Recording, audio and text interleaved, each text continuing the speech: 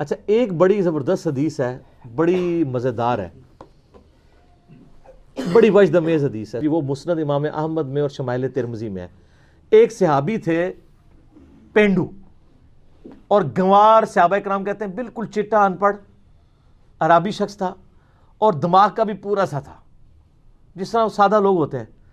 تو نبی علیہ السلام کے پاس جب بھی آتا تھا آپ اسے بڑی محبت کرتے تھے، اور صحابہ کہتے ہیں وہ خوش شکل بھی نہیں تھا،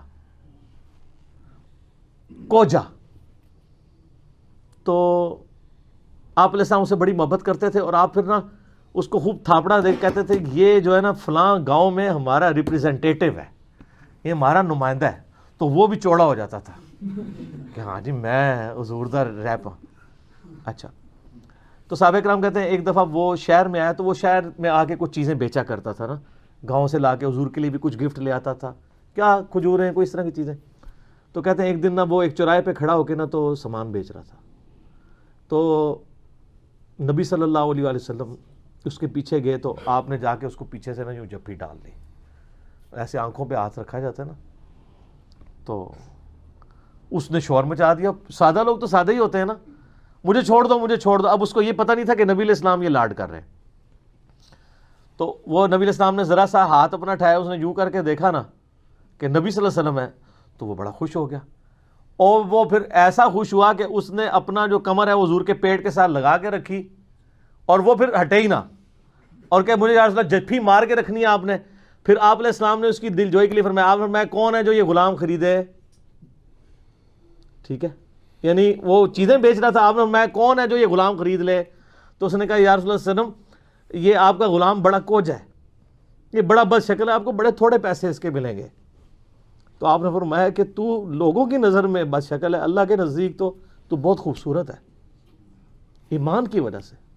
شکلیں انسان نے خود تو نہیں اڈاپٹ کی ہوتی، شکل تو اللہ نے دی ہوتی ہے۔ جس اللہ نے آپ کو شکل دی ہے وہ آپ کو آپ کی شکل کے اوپر تو نہیں تانا دے سکتا۔ تو آپ فرمایا تو لوگوں کی نظر میں بد شکل ہو سکتا ہے، اللہ کی نظر میں تو بہت خوبصورت ہے۔ تو اس طرح کے آپ کو کئی واقعات نبی علیہ السلام کی مبارک زندگی میں ملیں گے جس میں آپ علیہ السلام صحابہ کرام کے ساتھ یعنی اس طرح کی گفتگو فرمایا کرتے تھے۔ تو